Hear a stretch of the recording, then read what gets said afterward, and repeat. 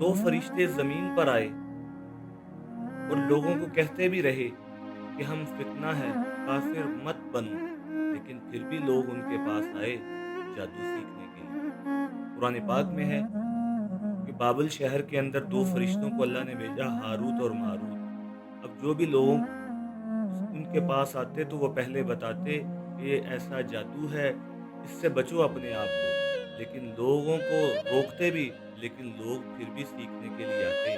ये इम्तिहान था और लोग सीखते ताकि मियाँ बीवी के दरमियान जुदाई डाल दी जा सके। आज भी लोग जादू की तरफ जाते हैं। जादू है हकीकत, लेकिन जो इसकी तरफ जाता है उसका ईमान चला जाता है।